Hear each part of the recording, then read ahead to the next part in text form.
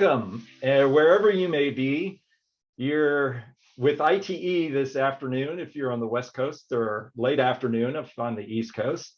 And today's session from the Women of ITE is about leadership in a hybrid world. It's a topic that ITE has been very interested in over literally the last 3 years since the pandemic has started. And it's become a legitimate issue with employers, employees, and leaders through our industry, and one that is a very interesting one, considering that 3 years ago, this topic probably was never really at the forefront of anybody's mind. Today's session is being sponsored by the Women of ITE, and we have a great set of speakers today. And what we're going to do is do some quick introductions. We're going to talk a little bit about a video that was produced just not only 6 months ago for Leadership ITE, and the topic explored some of this at that point in time.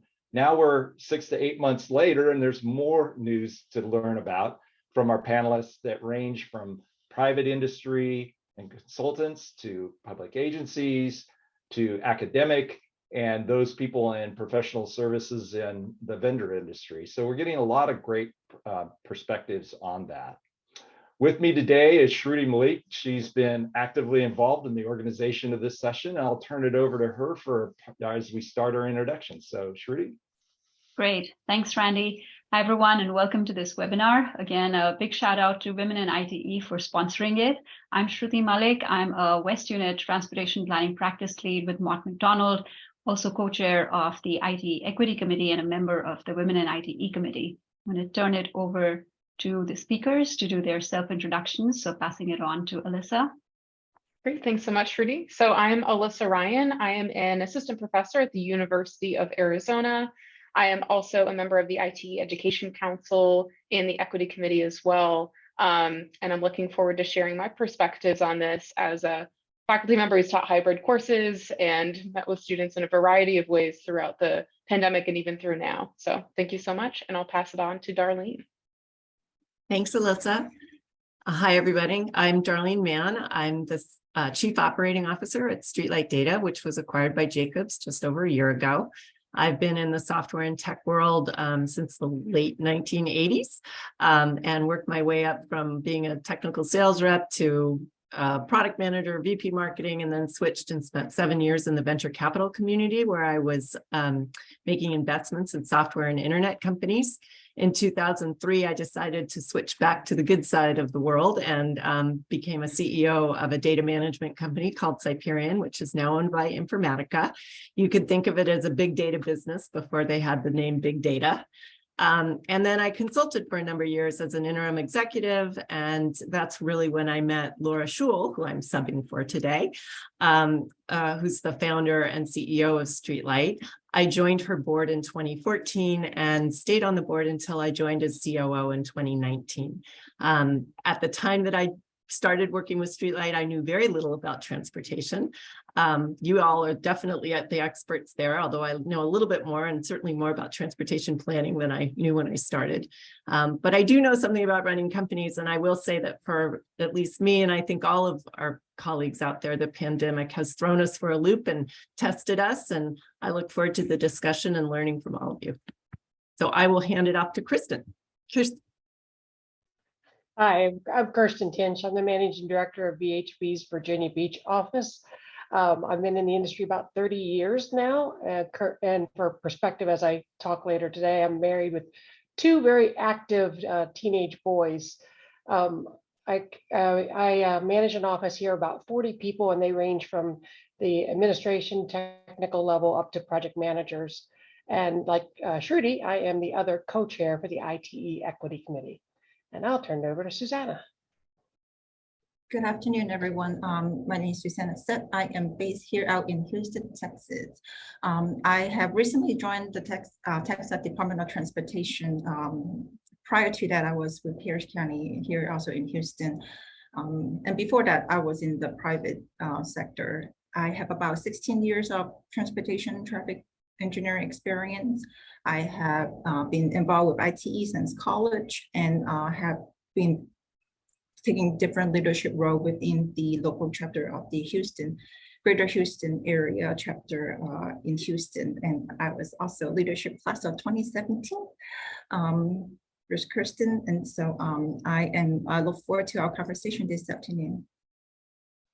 Great. Well, thank you so much, Susanna, and to the entire panel. This is a really great opportunity to share a lot of thoughts in this area of leadership in the hybrid world and what does that look like.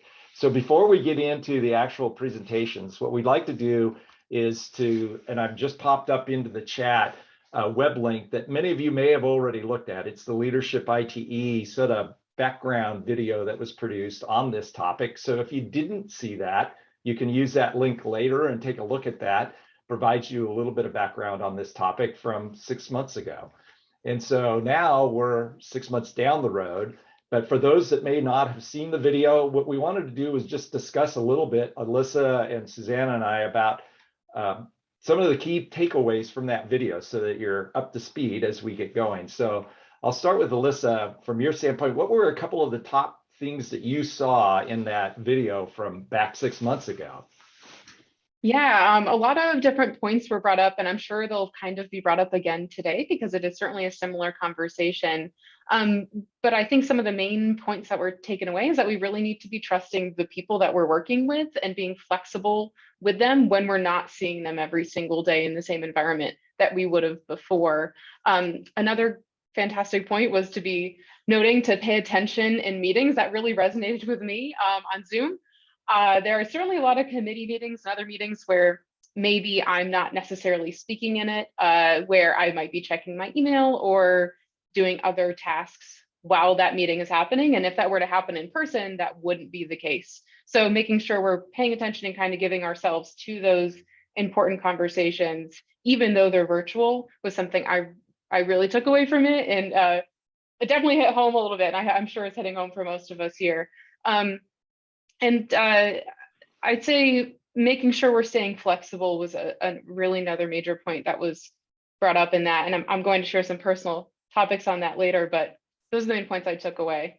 You know, it's interesting, Alyssa, when you say that, particularly that trust issue. That is such a huge issue, and there's no, everybody wants the checklist of everything to do. Trust is not a checklist item. And obviously this hybrid or virtual world and leadership leads us into territory where there's no book that's going to give you the answer off of how to build trust in that way. Susanna, some of the takeaways that you saw from that video. One of the things is building a community, similar to building the team, like how you keep checking in, like how frequently do you check in, and depending on the age of the staff and the size of the organization, sometimes smaller firm is easier to have like virtual happy hour or whatnot to like gather people together. But when you're in a large organization, what are some of the things that you can do to make sure people feel like they're still part of the team that might be missing when you're in person? And also one thing that was mentioned was the opportunity for training. Now that things are more virtual, for smaller firm, it's more economic for them to send people to training because it reduced the cost for traveling. So that was one of the things that I see as a pro from being some of the meetings that we have been virtual, is that more people are able to attend some of those trainings that might not be an option in the past.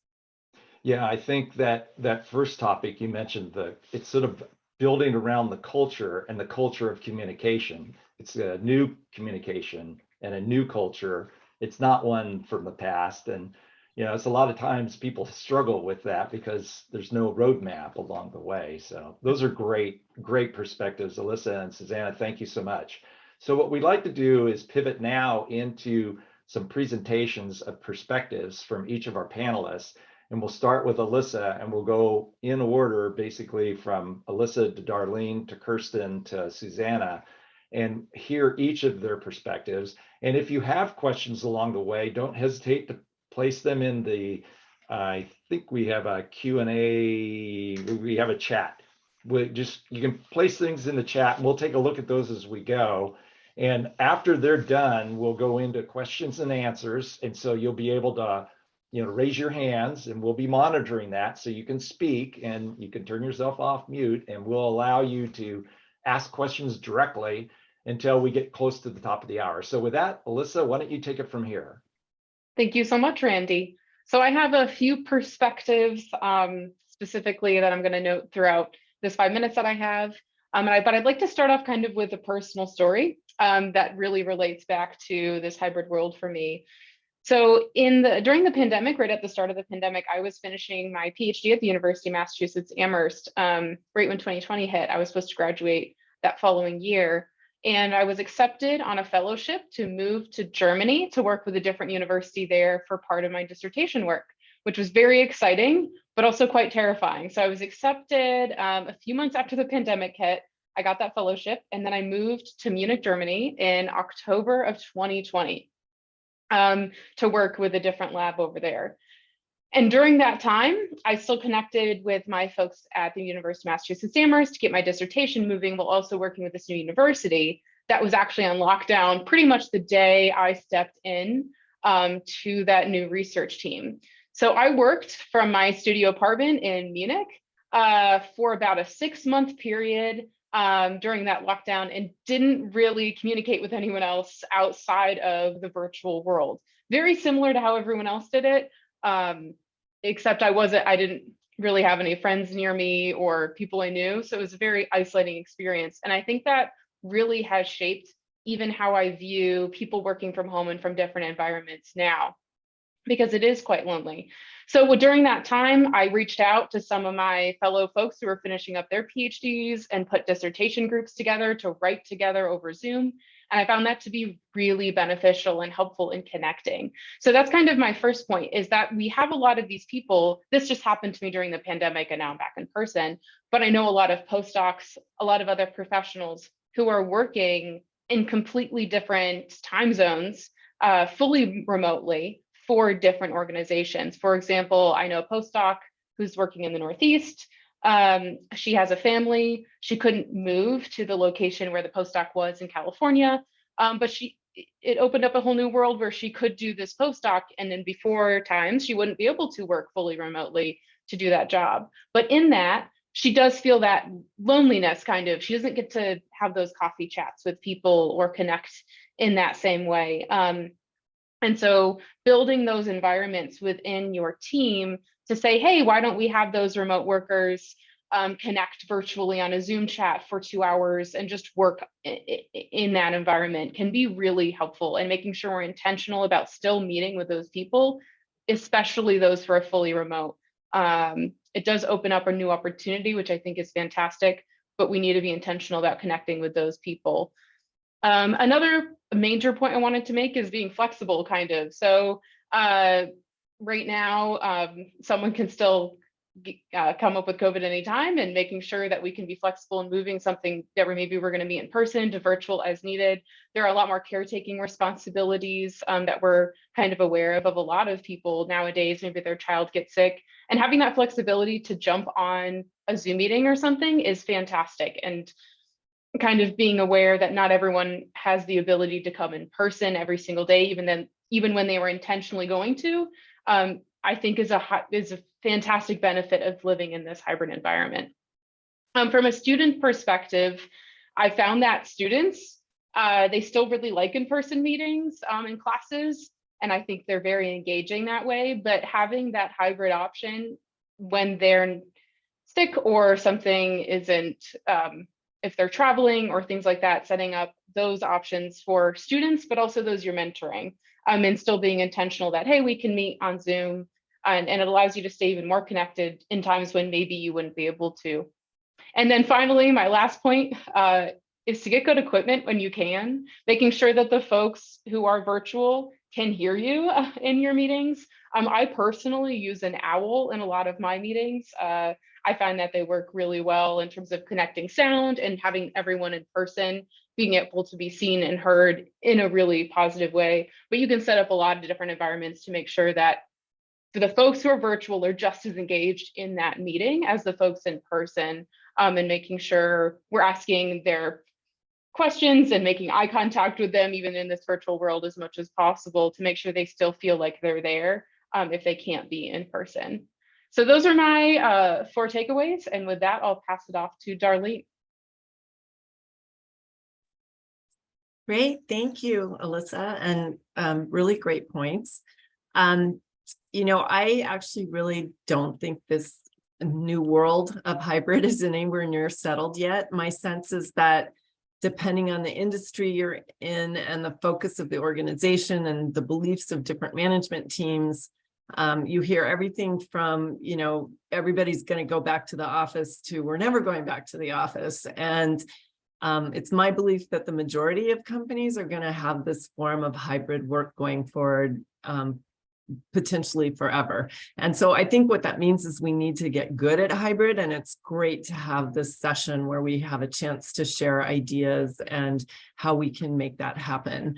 For me, the biggest piece of advice I try to remind myself of is that business is people, that, you know, we need to make sure that we're focusing on how we make our people productive, feel good, and really work effectively together across an organization that now is very disparate in terms of geography. And so we were fortunate because we are a high-tech company, so we had all of the technology in place, and we actually already had a no meetings Thursday policy that included optional work from home.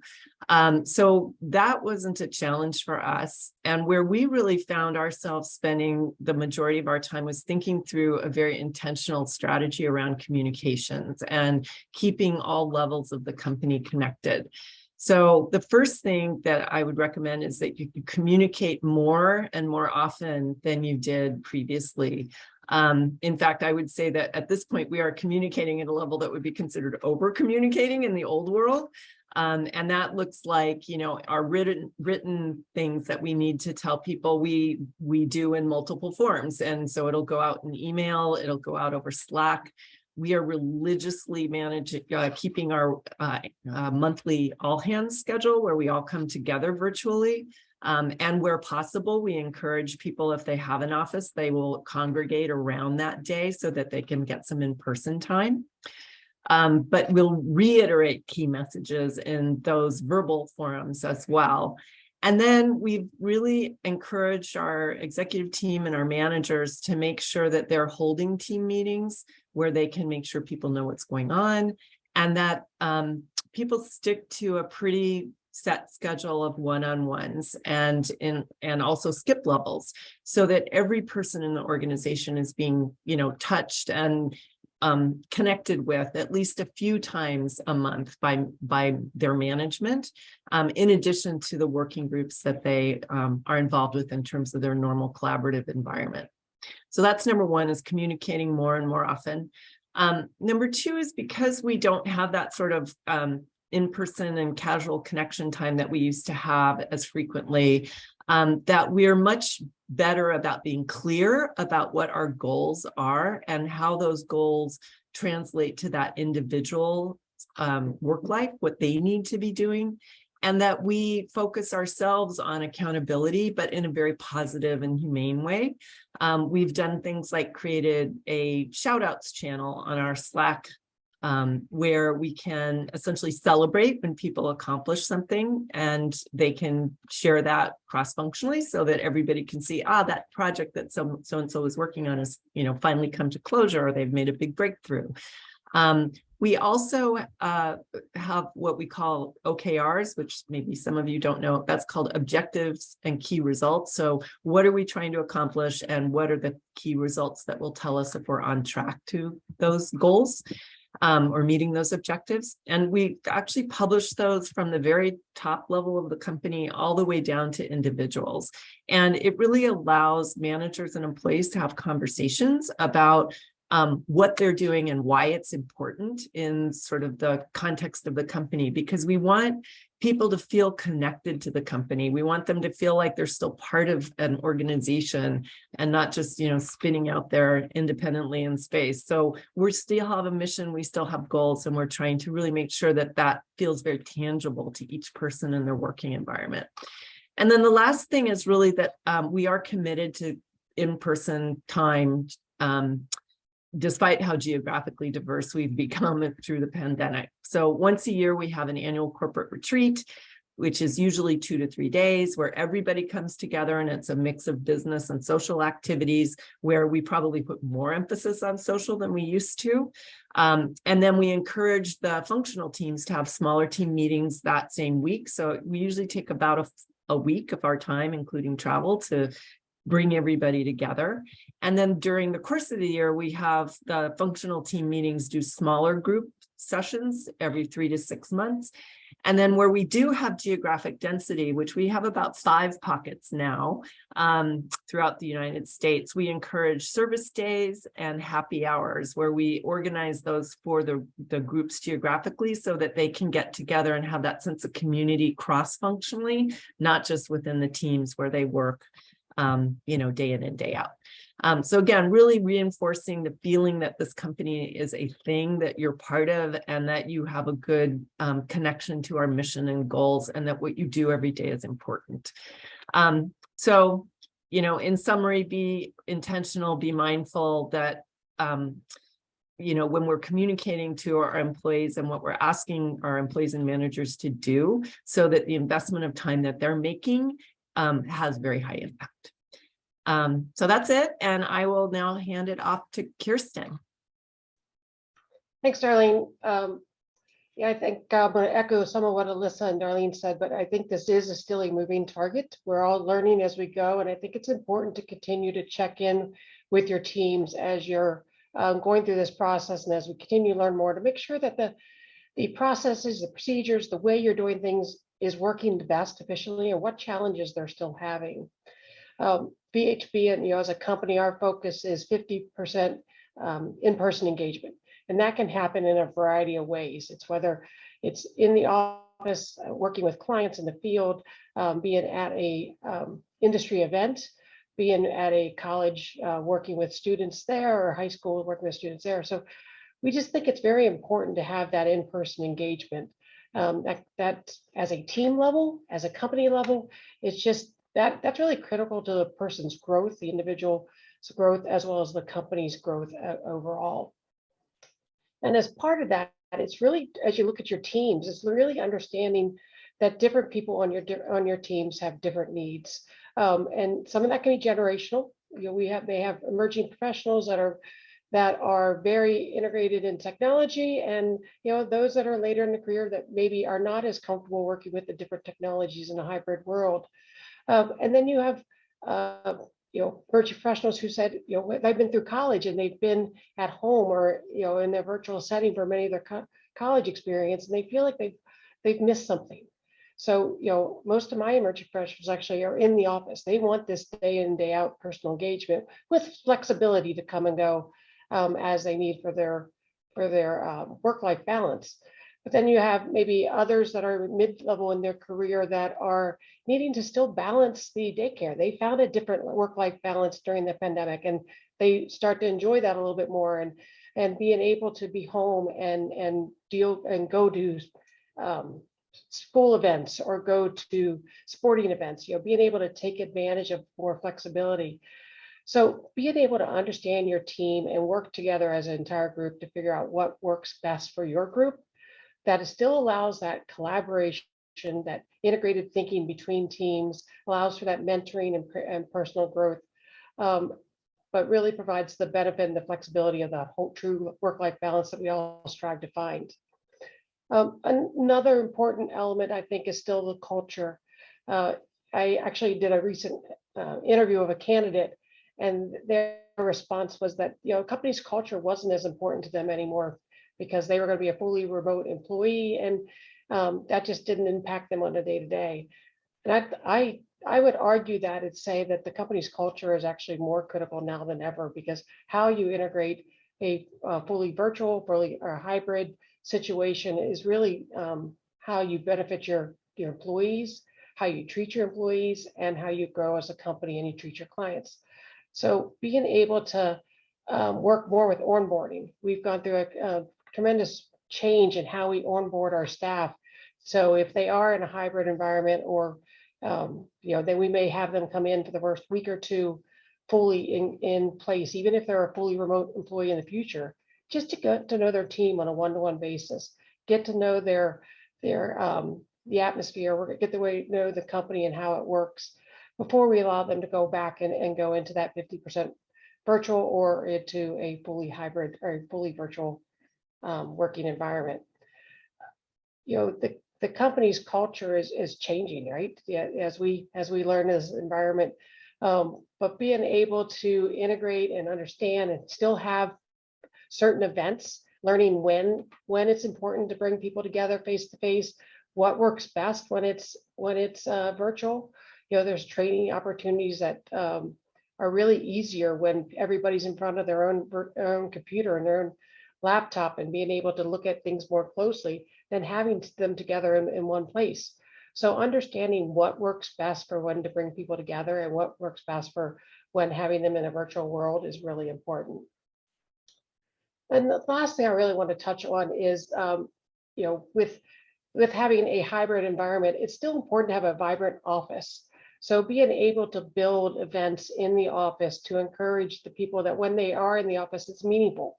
We're not just saying, oh, well, 50% of your time you need to be in the office and you're going to come in and you're going to be in Teams meetings all day. So, you know, why does it matter if I'm in the office or home? We want that office experience to be fully inviting, engaging, want to have people to be able to work together and communicate. It's just, those are the things that really make people come together. So being able to have fun events and not just work events are really important to have that vibrant office, changing out the workspace to make it more flexible. And maybe we are even having offices that are removing all stagnant spaces, no designated office spaces for any people. So you come in and if you're an emerging professional and you want an office for that day, then you reserve that office. So, you know, being able to provide some type of atmosphere that's really engaging, enlightening, and really promotes people for enjoying their time in the office is really a critical component, I think, to a successful hybrid experience. So with that, I'm going to turn it over to Susanna. Thank you, Kristen. So my hybrid experience has been, I started a new job at Harris County in the middle of the pandemic. And so the first few weeks felt really lonely because, you know, I don't know many people and questions like where to go to look for some stuff. It was harder to like ask people virtually. So when the opportunity opens up that we were allowed to go into the office 2 days a week, I jumped on it, and getting to develop the relationship with my colleagues in person, I felt it was easier than doing it virtually. Once we have the relationship developed, it was easier to do some of the work remotely and not having to go into the office every day. But one thing I found the hybrid world work well is managing projects. As far as that aspect, having Teams meeting to go over plan set and having multiple consultants or, you know, different department attending those meetings, those were easy. You know, we got a lot accomplished at those meetings. But as far as managing staff, especially the younger EIT or graduate students, it was a little harder, especially when I first started. I didn't know them in person, you know, having developed that relationship. So they were a little bit more shy to come to me with questions just because they didn't know me. So, but once I was going to the office and they were coming in a day or two during the week, we developed a, you know, a working relationship. And they felt more comfortable coming to me with questions, and I was able to provide more guidance to them versus in the past, they will wait till perhaps the study is due close, you know, a week or two before it's due and come to me with questions. And now I can reach out to them and check in on them, and they are much more comfortable to come and ask questions and set up meetings and talk through some of the questions they might have. And one thing is I felt like having a virtual environment had provided a lot of flexibility for the team, as far as, especially with some of them having young children or sick kids or whatnot, having the ability to be home with them while still be able to work have provided a lot more flexibility and opportunity for staff to grow in their career. And so I think that was some of the positive from this virtual environment. But having, like Kristen had mentioned earlier, how to make this team building atmosphere while most of the people are still doing hybrid is that when we are at the office, most of the team are at the office, I try to do something fun, either bringing cookies or breakfast or something that get everybody to have a little in-person connection, not just come in the office and sit at your desk and do work. Something that kind of get people to talking, get to know your team, and beside working on beside projects, how are the kids doing, ask them what they did on the weekend, just get to know them a little bit more on a personal level. And so I think that is, as manager, that was one thing that I would try hard to make sure there's little things like that the team feel appreciated, and that what their hard work is noted. And so and one thing I think the younger staff especially is that they are a little more shy, like the ones that I work with in the beginning. So you have to not constantly, but have to work more regularly to check in on them, how they're doing, if they have any questions. Sometimes they might not see it as a problem yet, but on a weekly at least to check in to see if there's any issue that they might not have seen. And so so regular check-in is definitely something that for me it was important. And with that, I am going to turn that back to Shruti. Great. Thanks so much, Susanna. And thanks to all the speakers for sharing their thoughts. I'm going to transition it over to Randy to kick us off with the Q&A. Yeah, I see some questions coming into the chat pod, so don't hesitate to put them in. Also, if you want to raise your hand, and if you don't know how to raise your hand, you go down to reactions on the bottom of the screen, just click it, and there's a little thing that says raise and lower your hand. So we'll cue you right up as we go. But just to get going, one of the things that I think as a leader, if you were able to change something going forward from what we've already learned over the last 2 to 3 years and from all the years from before that, and that would capture the greatest value for hybrid work environment for your team, what would that be, and why? And this time we're gonna go in the same order. We'll go Alyssa, Darlene, Kirsten, and Susanna. Just a quick clip, and then we'll jump into some of the questions and answers as we go. So what are your thoughts on that, Alyssa? Could I not start? Because I haven't managed a team for quite as long. Okay. So well, we'll start with Kirsten. I appreciate it. We'll go dead center this time. I think you said, what have you learned to be the most impact on that team? Yeah, if you had something you could change going forward that would make the hybrid world perfect, it would just be great based on what you learned, what would that be? And it would help your team as well as you as a leader. I tell you, the one thing that's probably the biggest challenge is, because we do allow the flexibility, is getting people together on the same normal business hours. And now with remote employees pretty much all over the country and sometimes world, if there was a way to get everybody together in that same period of time, at least overlap for a good amount of time, I think that creates the biggest challenges. And setting that expectation from the very beginning with your team is really important, that they're together at least for part of it, part of that time, so that, okay, if we need to come together as a team, I know that you're available at that time. I know I can schedule a client meeting during this time, because that's the day that the entire team's at the time of the day, everybody's together. It's interesting, Kirsten, you mentioned that when we had ITE, when I was president at that time, and we built this calendar of a time clock with all the time zones, including New Zealand and Australia, as well as the East Coast, instead of figure out where's that window that we can touch everybody at a place and meet them where they are, rather than West Coast, afternoon, which East Coast are already home and eating dinner, or East Coast morning, and the West Coast people are, unless they're really up early working out, they're just not there. And so trying to think that through is an important aspect. Darlene, what do you think? What would make it great for you?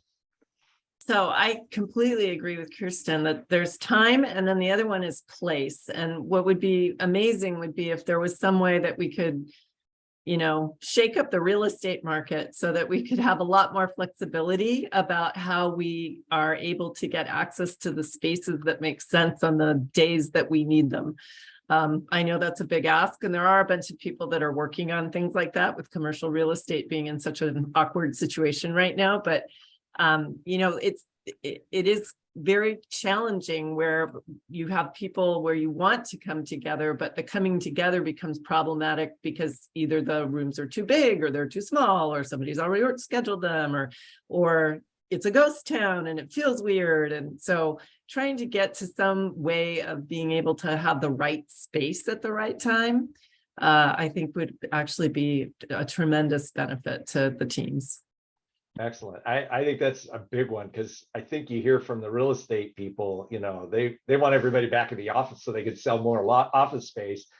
But when you talk to individuals and leaders, that's not the world they want in the future. So yeah, there's a lot to be done there. Susanna, from your standpoint, what do you think? I think setting up clear expectation with younger staff. I think, and as far as like work schedule, once you have this days that you're committed to coming in, this is what you're gonna do. Because I know we're trying to be flexible, but having that expectation of we can only make so much changes because we have to accommodate everyone. I think having that set front in the beginning would have been helpful. Yeah, I think you had mentioned, the building trust and the flexibility issues as being aspects, in terms of the value. It's trying to figure out the value. Back in the day when everybody had to go in the office, nobody talked about the value of the face-to-face experience versus the value of the virtual experience. And actually, I think it's making, as a leader, you have to make some conscious choices about, okay, when I do have people face to face, what do I do to accomplish those things like relationship building, trust building, team building when they are face to face, because they're not going to be face to face tomorrow maybe, and they need to have those in place to work effectively as a team. So yeah, I think that's really important.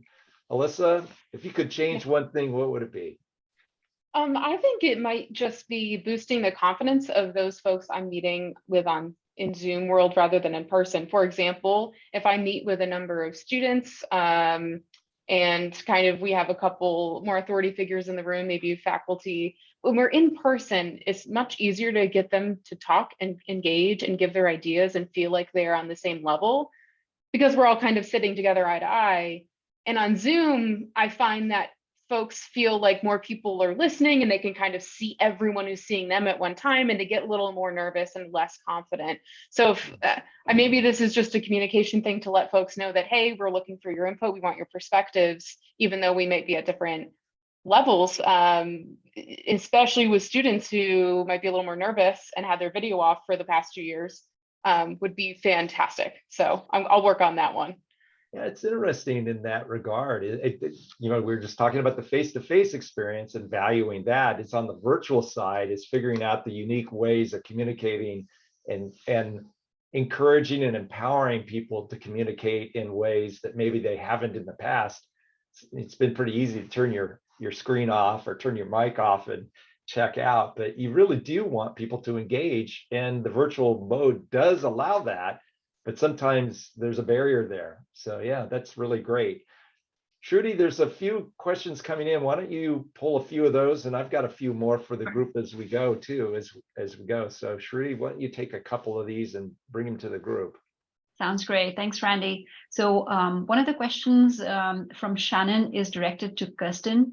Her question is regarding having the disk reservation system. Have you run into any challenges with staff wanting the ability to have a place for their things at the office, or even just leaving a laptop at the office when they want to unplug for an evening or a weekend? It seemed like there was fatigue a few months or weeks ago into the pandemic from staff working on their kitchen tables, and they really need to pack up everything every evening. And it seems like having rotating desks would result in the same challenge.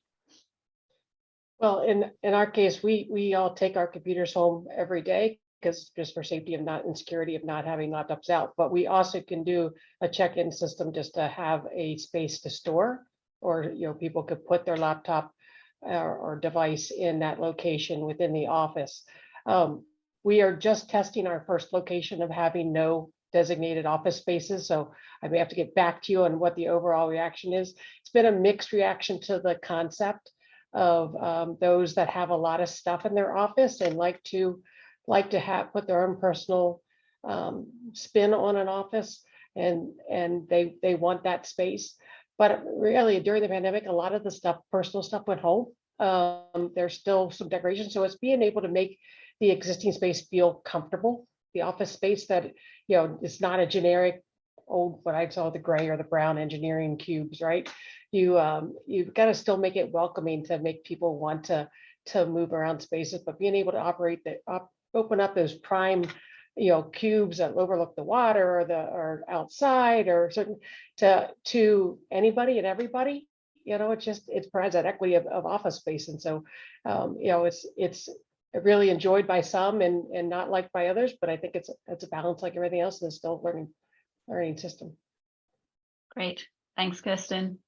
Another question that came up from Mohammed is, in a hybrid model, what measures do you take to ensure that a remote day is not a day off or a partial work day? We find this especially challenging since we have limited our remote days. I think this is open to all the speakers. I can take a stab at some of the things. So one of the things, I don't know how many of you have ever heard about Agile and working in an Agile fashion, but one of the things that is a sort of construct of that is you can think of it as high commitment work teams, where small groups of people who are working together get together to talk about what they're doing and then what they're going to get done and when it's going to be done by. And so the notion of doing just a little stand up every day, to start the day. And by the way, I think somebody asked about with younger workers, how to maybe get them more engaged and how to help them sort of understand the pace of work. This is a really great measure for them as well. We started when the pandemic hit, we decided to start a stand up for folks because we did have a lot of people who were newer in their careers.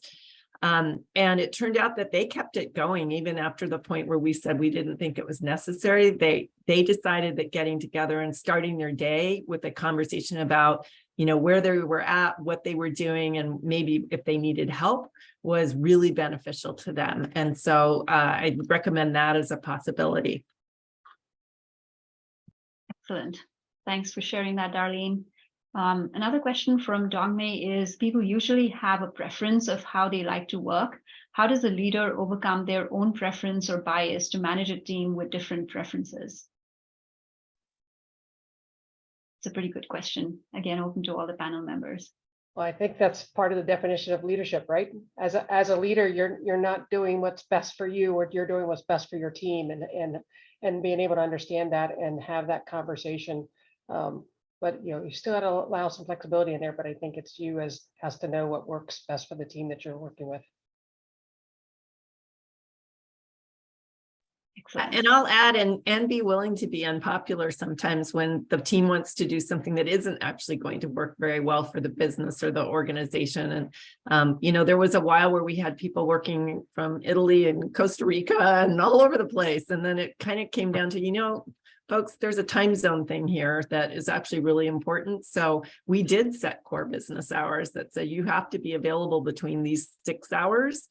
Wherever you are. And so if you don't want to be up at, 10 at night, then you should make sure you're in a time zone that works for being available at that time. So I do think that's also part of it.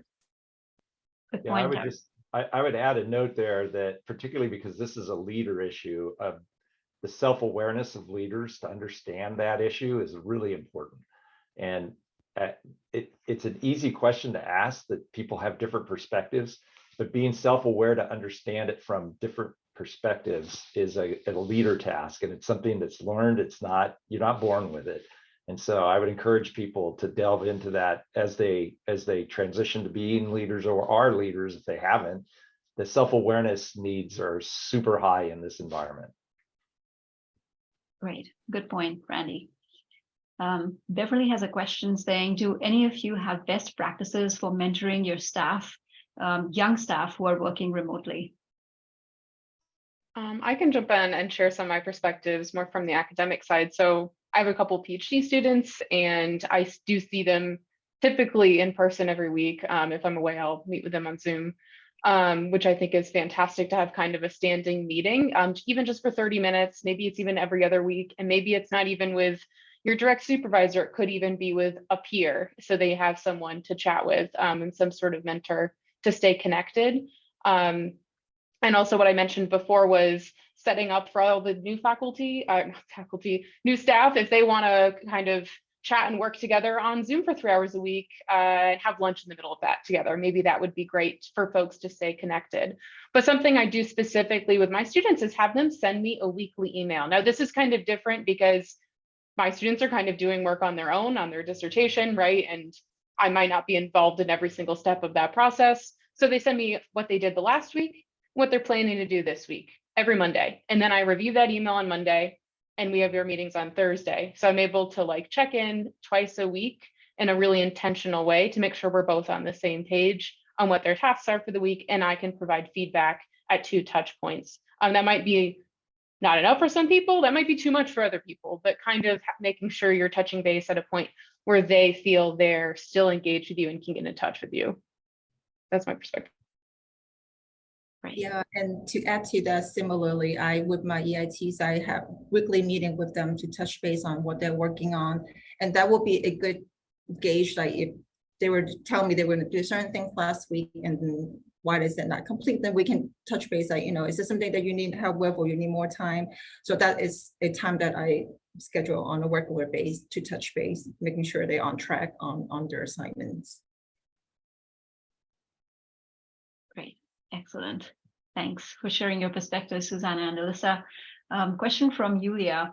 What do you think of establishing core work hours, and how should we enforce it? And should the employer allow for employees to care for dependents during the core work hours? Again, a good question. I think we've touched on this a little bit, that there needs to be some definition to the core hours, and most importantly is setting expectations and making sure that everybody knows those expectations. That the caring for the dependents is a little harder. I think I think there's been some issues.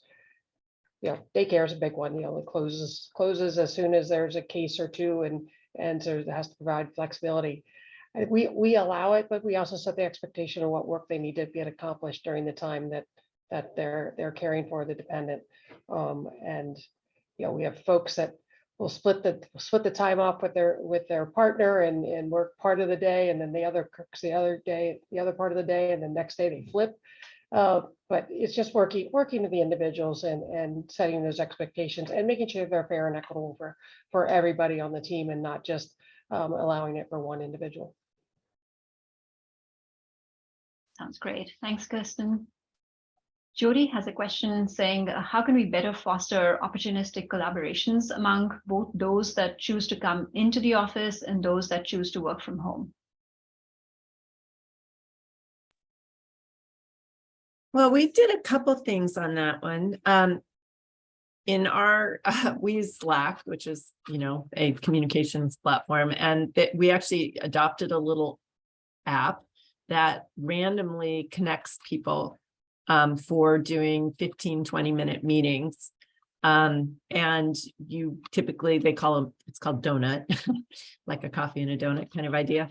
And so you get together with people you might not normally talk to. So it's sort of a new virtual water cooler if you're living in a virtual world, where you end up being kind of thrown together with a couple other people that you wouldn't normally see necessarily in the course of your daily work.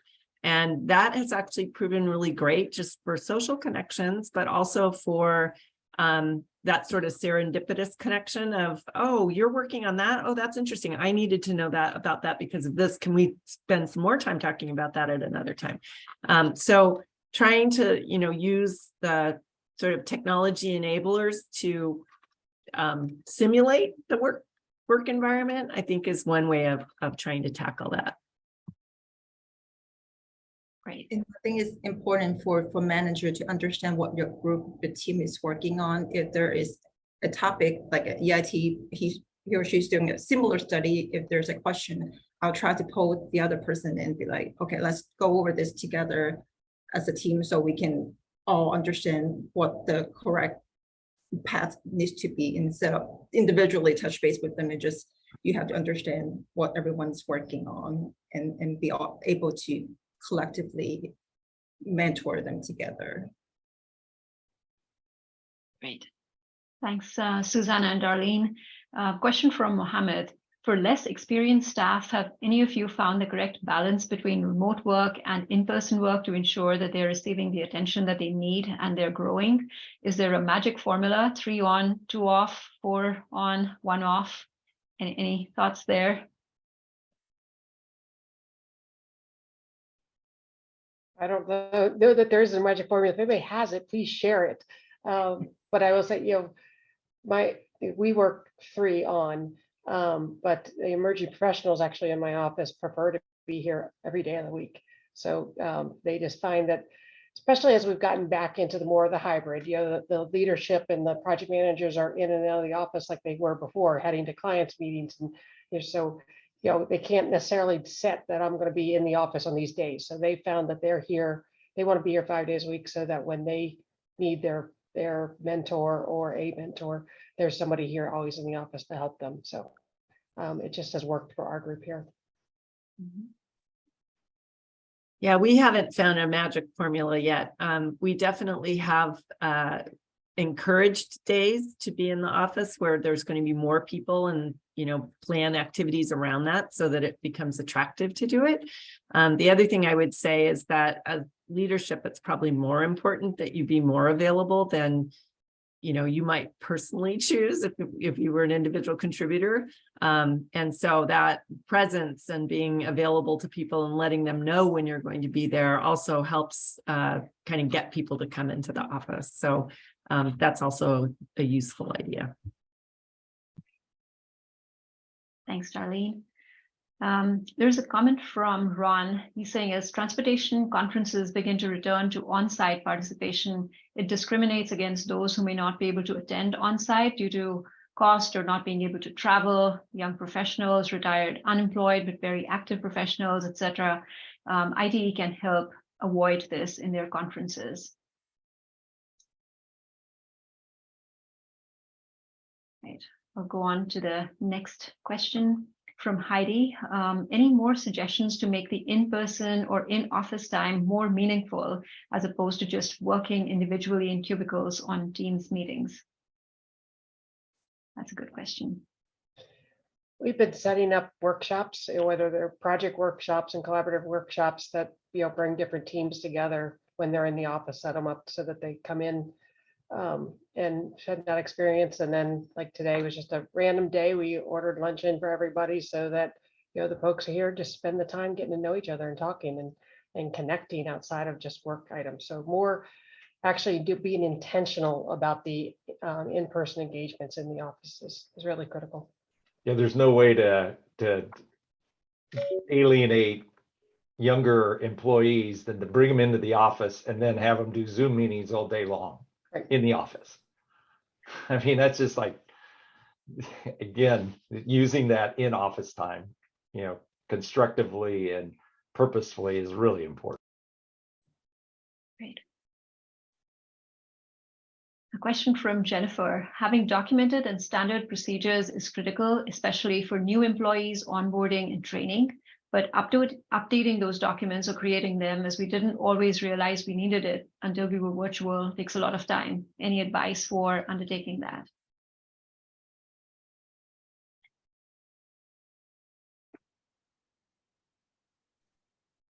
I'm not sure I'm the right person to answer that. Most of that comes through our people and culture team and stuff, but they you use as much as you can from the ACEC type industry. There's some other standard documents that are out there, or some templates that can be helped to guide it, and just building some relationships with maybe other firms to try to help share some of those documents to learn best practices. But yeah, that falls in an HR or people and culture group that I don't necessarily work with. They do spend a lot of time doing interaction with various levels of people, so that those types of documents are not developed in a vacuum. Good point. Thanks, Kirsten. Question from Roma. With hybrid communication is a task that falls heavily on supervisors, managers, and leaders. This can be especially challenging when that person is an introvert and over communication is not easy for that person. Any suggestions or experiences to handle such a situation? I can hop in first. I think a lot of communication and I think this would happen whether we're hybrid or not, right? A lot of the communication that we have with people who don't love that part, or phone calls and things like that, can just be done via email. I'd say a quarter of my meetings could just be an email chain. So if they can work well in that way and communicate more in the written form, where they can kind of have more time to process, and making sure that when you do have a meeting set up with that person, maybe it's not on the fly, maybe you have it scheduled, and that's where standing meetings can help, especially if it's with the same consistent people, can be really helpful. But I totally understand that it can be overwhelming having things come in from Slack and email, and then you're in a Zoom call with all these other people. Can be quite scary, especially for new staff who maybe just met some folks 3 months ago and haven't met them in person yet. It can be terrifying. So maybe moving some things to email and slowly introducing meetings, and making sure that especially new staff aren't overly burdened with a lot of those levels of communication at one time. Great, good suggestion, Alyssa. Also, another comment from Ron. Hybrid in mentoring has been a tremendous benefit, allowing frequent verbal and visual contact, and the ITE mentoring program is great, especially in bridging across borders. I have mentees in Ghana, Colombia, Philippines, Bangladesh, and Pakistan who are also active in ITE where possible. Great thoughts. Thanks so much for sharing that, Ron. Question from David. In the hybrid world, how do you handle staff that do not want to come into the office at all?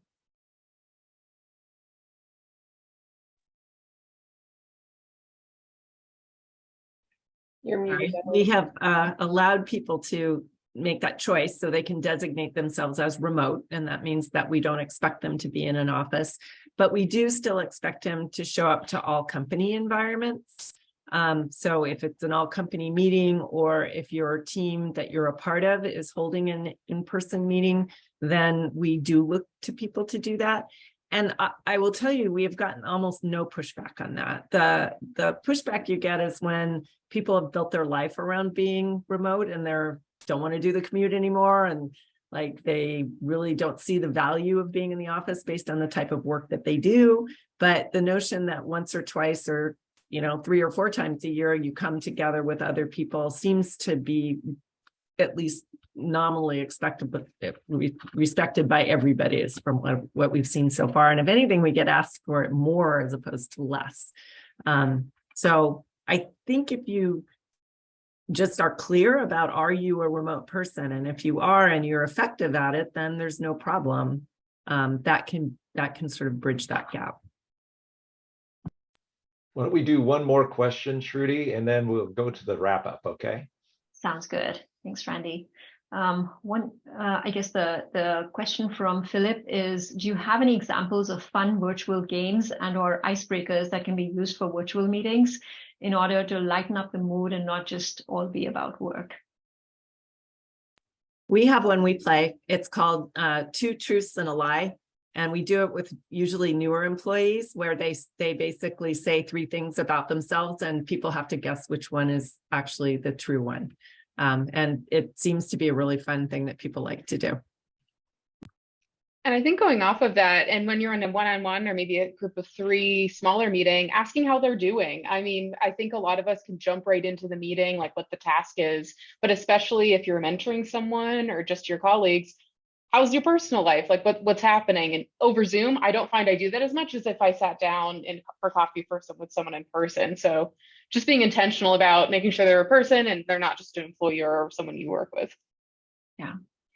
One of the things that we've been doing as well at Mott MacDonald is having these morning shares. It's a 15-minute morning when we all come together, and before we get into our workday, we just share something that might be personal, something that's of interest, something like a cooking show or a new baby or something, and then it just opens up the room for additional dialogue. So that's worked pretty well through the pandemic, and we're continuing it on still. And I would say to anyone out there that you can go out on the Google and type in icebreaker. And I tell you, I'm amazed at the quality of stuff. And some of it's very short and easy. Some of it's a little bit more entailed, but there's some really creative stuff. If you need a starter or a trigger, it's a great place to go. So with that, we're getting close to the top of the hour, and we have a poll that we wanted to do. So Shruti, why don't you lead us through the poll that we were going to conduct here? Sure.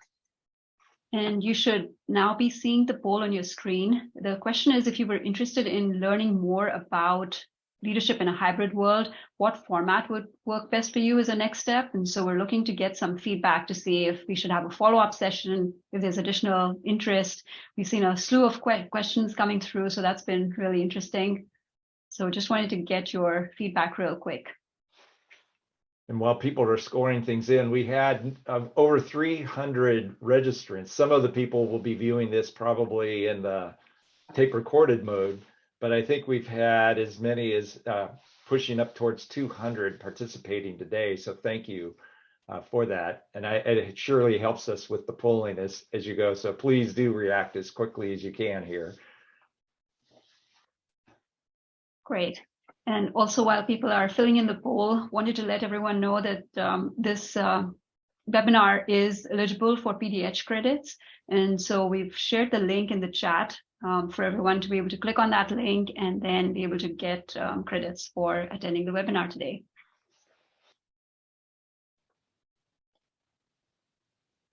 It looks like things are stabilizing. Another session like this one with more details sounds to be the number one response. People are jumping on that one. All right. So we got about 115 now responses that have responded to the polling. So thank you very much. And we want to send you off. Have a great day today. Enjoy yourselves. I hope you learned something today. I know I did. There was a lot of great content here.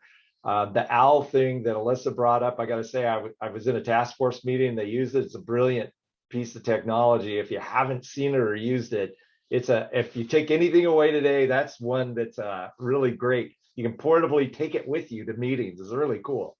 So with that, wherever you may be, thank you very much. I want to thank the Women of ITE for sponsoring this today. I want to thank all of our panelists today. They did a wonderful, fantastic job. And I want to thank Shruti particularly, who did a lot of the legwork to organize this, to bring this together. So thank you very much. Have a great day. We look forward to seeing you at a future ITE event. Take care now. Thanks, Randy. Thanks, everyone. Take care. Bye-bye. Right.